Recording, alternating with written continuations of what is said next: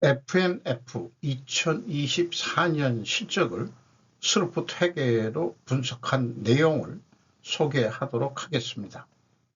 매출은 10.4% 감소했고 영업이익은 23.3%가 감소했습니다. 가공비 배부 재고자산 회전율은 2.7회전이고 PBR은 1.79 상태가 되겠습니다. 먼저 FNF의 2025년도 1분기 영업 잠정 실적이 공시가 됐습니다. 연결 기준으로 매출액은 5,056억 원으로 전년보다 0.3% 감소했고 영업이익은 5.1% 감소한 1,236억 원이 되겠습니다. FNF라고 라이센스 브랜드인 디스커버리, MLB 키즈 이런 것을 핵심적으로 하고 있고 자체 브랜드로 두베티카, 서프라 이런 이름으로 또 자체 브랜드를 판매하는 의류 업체입니다. 그리고 홍콩 및 FN 차이나에서도 국내에서 생산된 제품 등을 중국 현지 등에서 판매하고 있다. 그리고 유럽 라이센싱 사업도 하고 있고 북미 홀세일 사업 등도 동시에 하고 있다라고 소개를 하고 있습니다. 분석 의견을 미리 종합적으로 말씀드리면 회사는 원재료가 없습니다. 원재료가 없다는 것은 직영 생산을 하지 않고 외주 용역을 준다는 의미일 것입니다. 부재료는 중요하다고 생각하여 직접 구매를 해서 사급을 줄 것으로 보입니다. 외주 용역비를 매출에 비례하는 변동비로 인식하여 분석을 했습니다. 먼저 원가회계 손익으로서 매출이 1조 5,180억 원으로서 10.4%가 감소했습니다. 가공비 배부 재고자산은 13.2%로 더 내렸습니다. 바람직한 결과입니다. 매출 원가가 5.6% 감소했는데 매출 감소보다 적게 감소했다는 얘기는 매출 원가가 증가했다는 의미가 되겠고요. 매출 총이익률은 64.2%로 전년보다 1.8% 하락했습니다. 판매관리비 3.2% 금액은 줄였습니다만 판매관리비율로는 2.8% 상승했습니다. 그 결과 영업이익은 4,024억 원으로 전년보다 23.7%가 하락했습니다. 스루풋 회계로 분석한 결과를 말씀드리면 매출에 비례하는 매출 변동비는 5,210억 원으로서 6%가 감소했습니다. 매출 감소율보다 4.4% 높기 때문에 여기서 원부재료 및 외주비 단가가 상승했다라고 1차 추론을 해볼 수 있겠습니다. 스루풋율은 1.6% 하락했고요. 운영경비를 3.2% 줄였습니다. 그 결과 TOE 생산성은 1.68로서 0.18포인트가 하락했습니다. 스루풋 영업이익은 4,037억 원으로 23.3%가 하락했습니다. 원가회계 영업이익보다는 12억 6,300만 원이 이익이 더 낮습니다. 이것은 가공비 배부 재고자산이 감소했기 때문입니다. 이렇게 차이가 12억 6,300만 원, 전년도에는 5억 4,900만 원, 이 정도 수준이 뭔 큰 임팩트냐고 그냥 하던 거 원가 회계를 그냥 하더라도 투자한다든지 기업 성과 평가하는 데는 문제가 없다라고 주장하는 기존의 원가 세력들의 그 비판이 있을 수 있겠는데요. 한마디로 원가 회계는 전문인가 인양 해가지고 회계 전공을 하는 사람들의 독점물로 되어 있는데 제가 이 스루풋 회계를 소개하는 주 목적 중에 하나는 매출 재료비라는 게 원재료 구매 이동 평균 단가예요.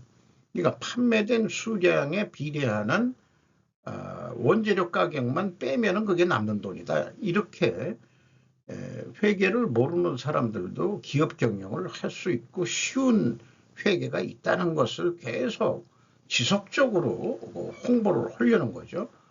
나머지 가공비라는 것도 어차피 써서 날아가는 돈이다 이런 얘기입니다. 판매 관리비도 그렇고 운영 경비 얼마 안 되죠. 본사 직원들이 핸들링하는 금액은 213억 원뿐이 안 됩니다.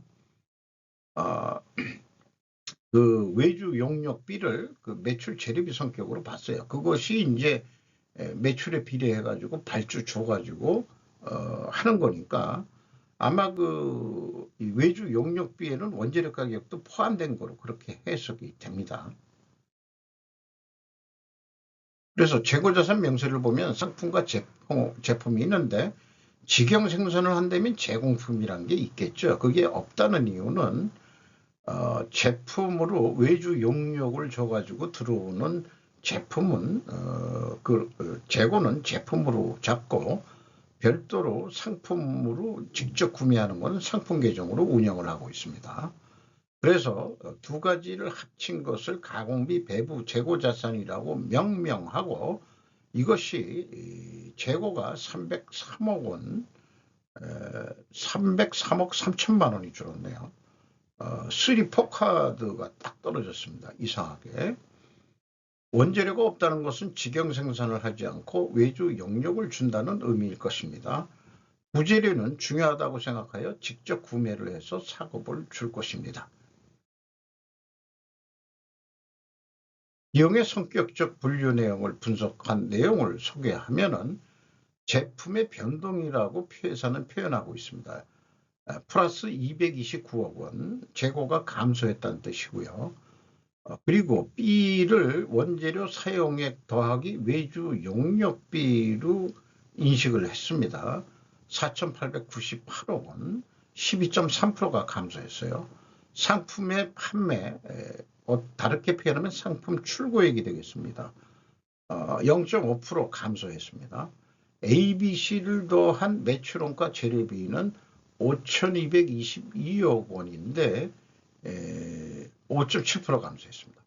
그러면은 스르폿 회계에서 얘기하는 매출 재료비와 여기에 MC라고 매출 원가 재료비라고 제가 표현하는 그의 차이는 뭐냐? 가공비가 애드가 됐냐 안 됐냐의 문제가 되겠습니다. 그래서 그 운영경비 5,933억 원에서 판매관리비 5,719억 원을 뺀 가공비 FNF에서 직접 핸들링하는 요 214억이라는 돈은 아무래도 다 그 완성된 거를 갖다가 분류를 하고 포장을 하고 배송을 하고 이런 데 들어가는 추가 가공비 정도 수준이라고 봅니다. 어쨌든 4%뿐이 안 되는데 소유점 한 자리로 0.4% 상승했고요. 재료 비율은 0.4% 하락했습니다. 여기에 생산 재료 비율은 그 외주 용역비 금액이 포함된 거죠. 여기서도 원재료비 외주비 단가가 하락했다라고 이게 마이너스니까 2차 출원을 하게 되는데 1차 출원과는 모순이 되죠. 이 모순이 나오면은 바람직하진 않습니다. 일단 이렇게 이제 분석을 한 걸 가지고 아까 스르폿 손익계산서를 만들어내는 거고요. 그리고 재고자산의 변동 범위를 검증을 해보면은 상품의 증감액을 가감하면은 일치를 합니다. 그러니까 이 회사는 일본에서 상품을 뺀 거다. 이렇게 이제 말씀드릴 수 있겠습니다. TQ 총 제조 비용의 갭도 상품의 증감액만큼 차이가 나는 거고요. 전체 재고에 대한 현금 흐름 기준 증감액, 재고자산 평가손실 환입액을 가감하면은 일치를 하게 합니다. 그래서 재고자산 회계는 투명하다 이렇게 말씀드릴 수 있겠습니다. 1차적으로. 운영경비로서 인건비가 624억 원이 집행이 됐는데 9.3% 증가했고요. 직원 수는 679명으로 단지 1명만 증가됐습니다. 평균 임금은 9,190만 원으로 이 정도 수준이면 섬유업계에서는 대기업군에 들어간다 이렇게 볼 수 있을 것 같습니다. 외주 가공비는 이게 비용이 아니고 저는 재료비 성격으로 넣지만은 12.2% 감소했고요. 지급수수료가 8.7% 감소했습니다. 지급수수료도 감소가 된다는 얘기는 영업활동이 그만큼 내려가고 있다 이런 얘기가 되겠죠. 외주 가공비도 그렇고요. 내려가는 게. 경영평가지표로서 재고 회전율은 상승을 했습니다. 그리고 수르픈율은 하락을 했습니다. 역방향이면 일단 분식회계 개연성 가정을 세웁니다. 그리고 법인세 부채 비율을 새롭게 시작했는데 전체 부채 총계의 15.7%로 나와 있습니다. 요게 그 유동 단기 법인세만 해당하겠습니다.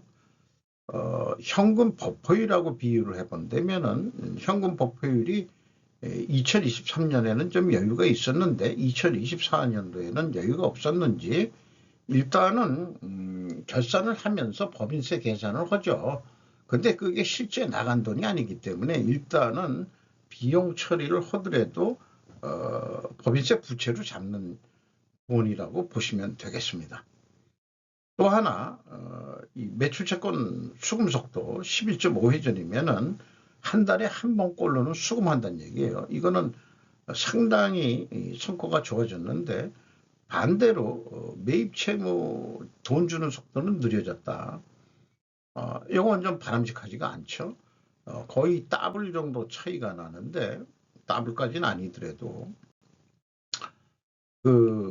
이 지급 속도가 떨어진다는 것은 납품협력업체 입장에서는 좀 섭하게 들리는 게 되겠습니다. 현금 버퍼율이 떨어진 게 그게 좀 문제로 보이네요. 그래서 일단은 분식회계 개연성 가정을 하는데 이걸 반증하려면 원재료 가격이 하락해야 되고 판매 가격도 하락해야 된다. 이거를 확인할 수 있겠느냐? 밝혀주질 않습니다. 다만 참고적으로 여기 가져온 거는 원재료 매입액을 하고 상품 매입액, 저장품 매입액, 외주 가공비 결국 이게 제품을 거의 매입한다고 봐야 되겠죠. 요거 그 외주 가공비는 이 비성분 금액하고 금액들이 다 일치를 합니다. 누가 만들어 주느냐? TP 나디아라는 주식회사인데 이게 국내에 있는 공장인지 그게 확실치가 않습니다. 제품 가격 추이는 어떻게 설명하고 있냐면은 의류 제품의 경우 각 시즌마다 다른 스타일 제품이 생산되고 계절별로 주요 제품 등의 가격 차이가 크기 때문에 품목별로 가격 변동을 비교하기 어렵습니다. 라고서 못 알려드리겠다 했는데 계절 상품이고 뭐고 따지기 전에 연간 그냥 평균으로 한번 기준 잡아서 총 매출액에서 의류도 그냥 중량으로 나눠버려라. 그러니까 1kg에 안 팔리는 건 나중에 팔 때 말이죠. 그 섬유 이 폐기할 때 대부분 중량으로 알아가지고 팔 거예요. 그러니까 중량으로 얘기를 하든지 이런 거 좀 알려주면 어디 더 나을까 그런 생각을 해보게 됩니다. 그래서 지금까지 얘기는 원재료 및 외주비 단가가 상승했다고 1차 추론인데 2차는 하락으로 추론이 되고 모순이 나오는데 모순이 나오면 안 좋은데 어쨌든 해소가 참 되기도 어려워요. 이런 것은 결국 수량으로도 이 재고 회전율을 뭐라고 그럴까요? 산출을 해가지고 하락한 걸 보여줘야 될 겁니다. 아니 상승한 거를. 그래서 일단 역방향이기 때문에 회전율은 상승했고 재고 회전율, 스루픈율은 하락을 해서 역방향 분식회계 개연성하는데 이걸 반증하려면은 외주 단가, 그러니까 외주 단가의 원재료 가격도 들어가 있는 것 같아요. 이게 하락하고 판매 가격도 하락해야 됩니다. 그러나 입증은 불가하다. 자, 어쨌든 2024년도 실적을 기준으로 해서 그걸 참고로 해서 2025년도 매출 계획을 세울 때 운영 경비를 5%더 줄인다. 작년 실적보다. 그리고 영업이익이 23.3%인데 올해 좀 안 좋을 것 같다. 또 영업이익이 5%더 줄 것 같다. 이 경우에 오래간만에 실적보다도 계획이 줄어드는 계획을 세워봤습니다. 1조 한 4,420억 원. 그리고 이렇게 되면은 매출량이 5% 정도 감소하는 거로 나옵니다. 그래서 매출 재료비 기준으로 했을 때 4.5% 감소하는 거로 매출이 이 경우에 지금 매출 재료비를 35%로 약간 올리고 원재료비 가격이 그래도 조금 외주비 단가도 조금 오르지 않겠냐 이렇게 봤고 그래서 스루픈율이 조금 약간 내려가는 거 0.7%. 열했을 때 1,421억 원 아니 죄송합니다. 1조 4,215억 원. 이걸 어떤 판매 단가로 얘기해도 되겠어요. 142만 1,500원짜리 고급 럭셔리 옷을 하나 판다. 뭐 이렇게 해도 비유해 볼 수 있겠습니다. 그래서 판매 가격은 어떻게 할 거냐. OE 기준이 있고 TBC 기준이 있는데 142번 20만 원에 팔린다면은 35만 8천 원 돈이 남을 거로 예상이 됩니다. 그런데 재고 회전율이 2.7 회전이면은 매우 낮다고 볼 수 있겠죠. 우리업이라는 게 재고 회전율이 뭐 각 그 매장에 깔려 있는 게 기본적으로 있어서 그런 건지 모르지만은 대리점들이 물건을 그 대리점에 그 전시 쇼잉할 때 물건을 사가는 게 아니고 일단 거기다가 갖다 놓고 파는 만큼 아마 그러니까 매장에 있는 것 재고도 재고로 관리를 한다고 보게 됩니다. 그러니까 이렇게 그 재고 회전율이 안 좋겠죠. 요거 3회전까지 올리면은 판매 단가는 157만 1,400원 정도 인상 효과를 내 가지고 운영 경비가 4.1% 맥시멈 증가한다고 하더라도 157만 1,000원짜리를 팔게 되면은 43만 4,500원이 남는다. 이렇게 그 한 8만 원 정도 더 이익이 나는 거로 그렇게 계획을 해볼 수 있겠습니다. 그런데 일반적으로 재고가 감소했기 때문에 판매액가가 원가율보다 높게 나오게 돼 있는데 이번 경우에 낮게 나왔습니다. 원가 계획은 따로 그 소개를 안 하겠습니다. 스루프 회계를 소개하는 게 목적이니까. 그래서 이게 예가가 낮게 나올 경우 특별 원인 변동이 뭔가 있어야 되는데 재고 증가가 아니고 재고 감소 계획을 했기 때문에 재고가 감소할 경우에 이렇게 그 요거였나요? 요거에 해당할 재고 감소 계획을 세워서 그렇다. 이렇게 말씀드릴 수 있겠습니다.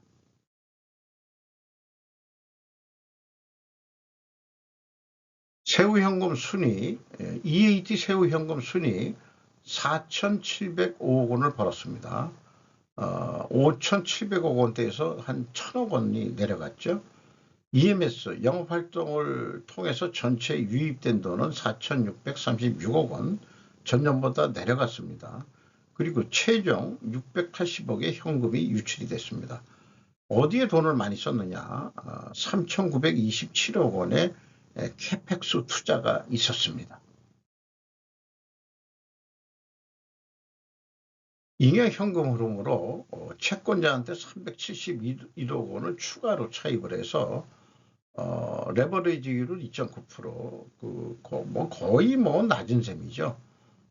그 다음에 주주잉여 현금 흐름은 983억 원이 집행이 됐습니다.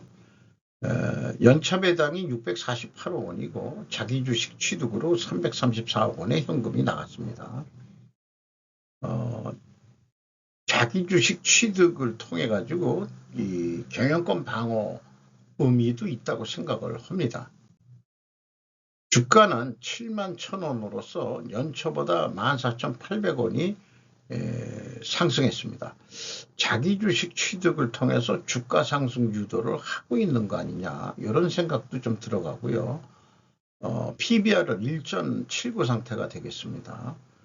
5% 이상 주주는 FNF 홀딩스가 33.98%, 김창주 씨 개인이 23%, 두 개 더하면은 54%니까 경영권 방어선은 충분한 거죠. 연금공단이 7.05%, VIP 자산운용이 6.97%, 그리고 외국인이 11.47%를 가지고 있는데 모건 스탠리, JP 모건, 시티그룹 등이 눈에 띕니다.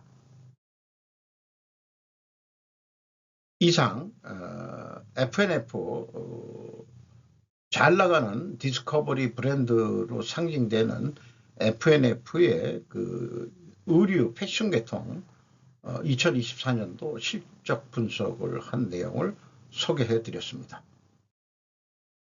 구독, 좋아요 부탁드리겠어요.